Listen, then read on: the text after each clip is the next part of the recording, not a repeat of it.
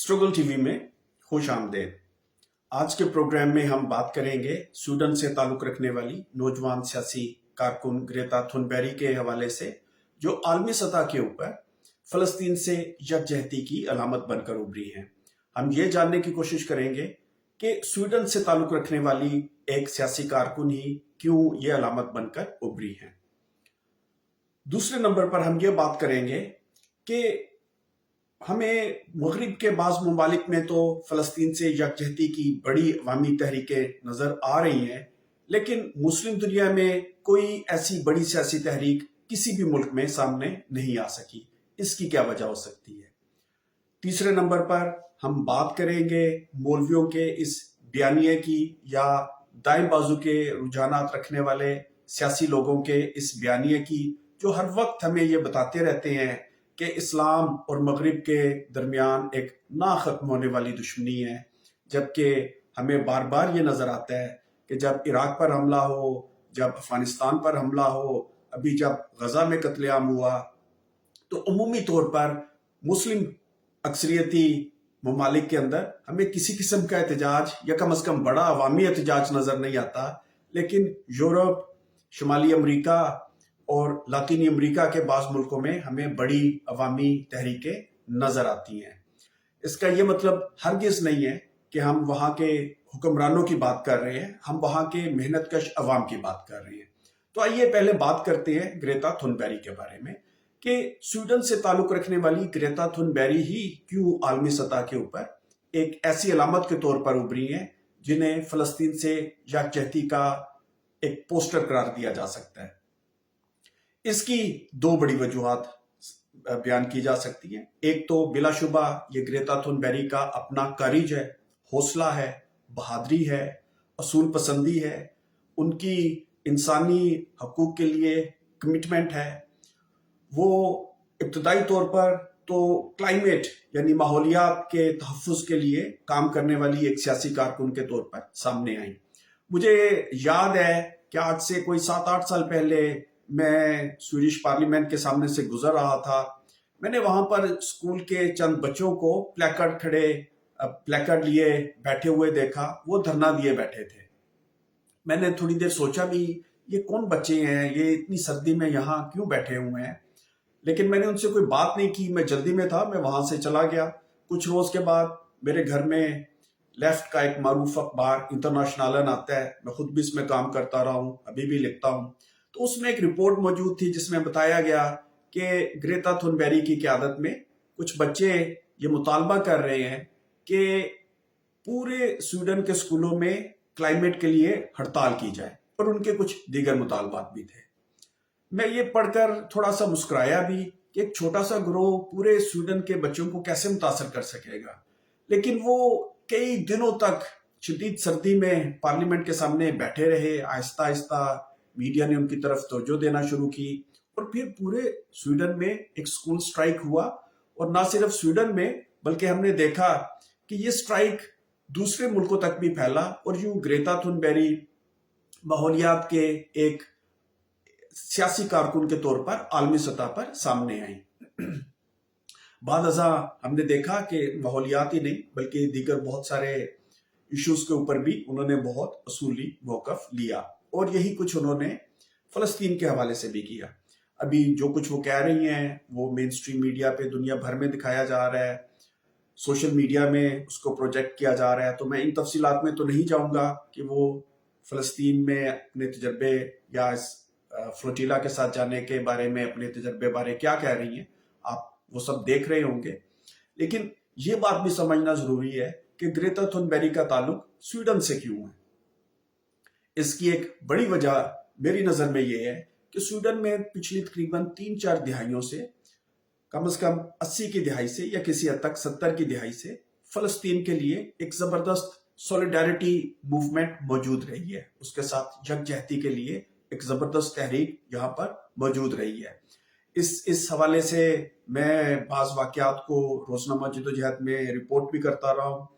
हमने हाल ही में एक प्रोग्राम भी किया था और ये रोज़नामा जद्दोजहद में रिपोर्ट भी किया था कि यहाँ की डॉक वर्कर्स यूनियन ने आज से लगभग 1 साल पहले ہڑتال کا اعلان کیا تھا. انہوں نے کہا تھا کہ ہم ایسے بحری جہازوں کو یہاں سے نہیں جانے دیں گے جو اسرائیل کے لیے اسلحہ لے کر جاتے ہیں.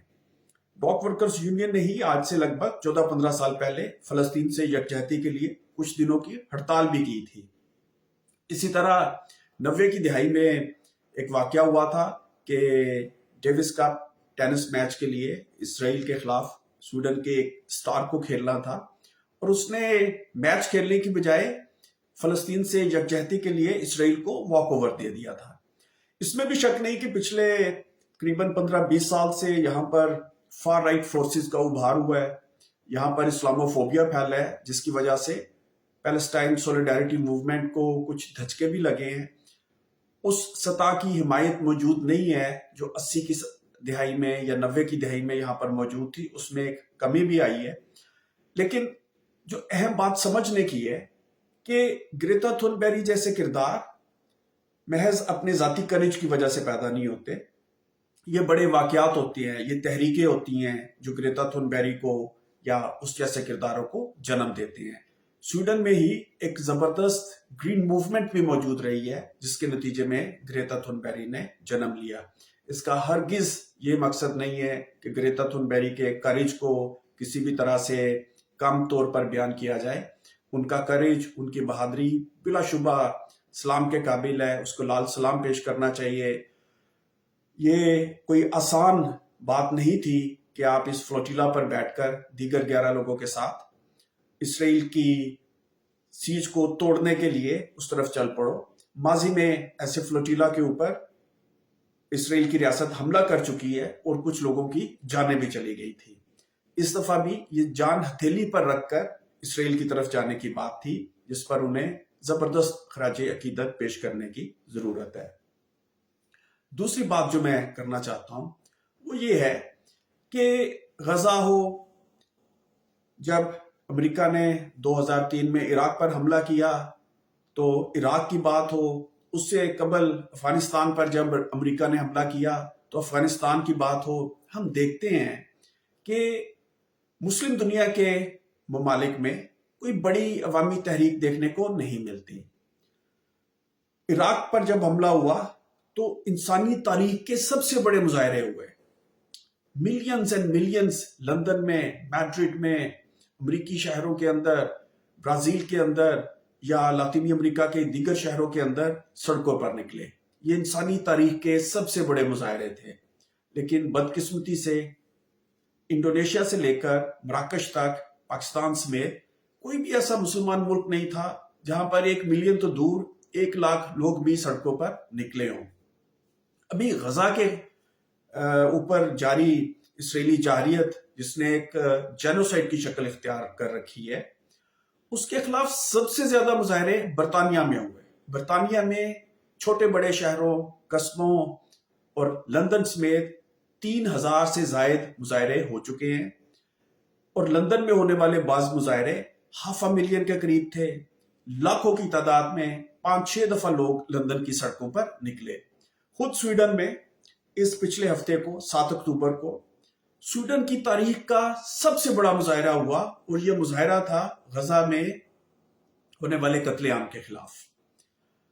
اسی ویکنڈ کے اوپر گزشتہ ہفتے اور اتوار کے روز دنیا بھر کے بڑے شہروں میں ایک زبردست قسم کی تحریک نظر آئی. لاکھوں لوگ سڑکوں پر نکلے اور ہم نے دیکھا کہ کسی بھی مسلمان ملک میں کوئی بڑا مظاہرہ نہیں ہو سکا.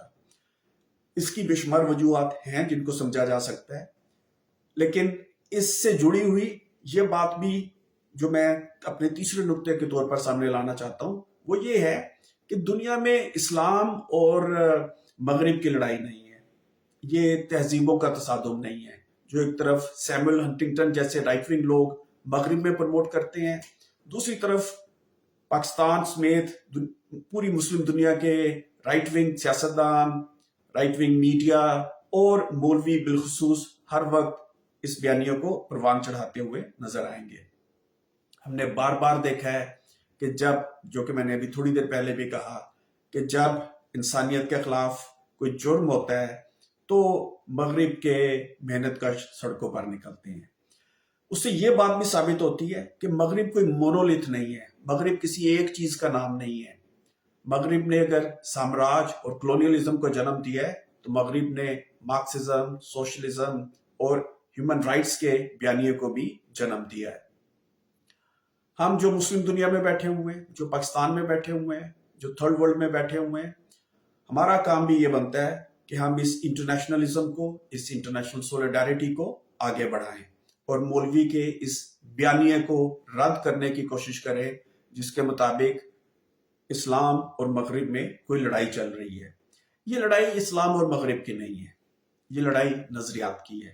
ایک طرف حکمران ہے، ایک طرف شہباز شریف سے لے کر عرب ممالک کے حکمران ہیں، برطانیہ سے لے کر اسرائیل کے حکمران ہیں، اور ذرا اس شرمناک واقعے کو دیکھیے کہ چند دن پہلے جب ٹرمپ عرب ممالک کے دورے پر آیا ہوا تھا تو نہ صرف امریکہ کے ساتھ اربوں ڈالر کے معاہدے کیے گئے، بلکہ قطر نے تو کئی ملین ڈالر کا ایک طیارہ ٹرمپ کو تحفے میں دیا۔ اس ٹرمپ کو یا اس امریکہ کے صدر کو جس کی مرضی کے بغیر غزہ میں قتل عام نہیں ہو سکتا تھا۔ قصہ مختصر یہ کہ ہمیں ہر اس بیانیے کو رد کرنا چاہیے جو دنیا بھر کے حکمران محنت کشوں کے خلاف استعمال کرتے ہیں۔ دنیا بھر کے حکمران سوائے ان ملکوں کے جہاں پر کسی حد تک عوام دوست حکومتیں قائم ہیں، ان کے مفادات فلسطین کے عوام کے خلاف، افریقہ کے عوام کے خلاف، یورپ کے عوام کے خلاف ایک ہیں، جبکہ دنیا بھر کے مظلوموں کے، محنت کشوں کے مفادات ایک ہیں۔ جب تک ہم اس انٹرنیشنل بیانیے کو نہیں اپنائیں گے، ہم دنیا میں ہونے والے کسی بھی قسم کے قتل عام کو، زیادتی کو نہیں روک سکیں گے۔ پروگرام میں ساتھ دینے کا بہت شکریہ۔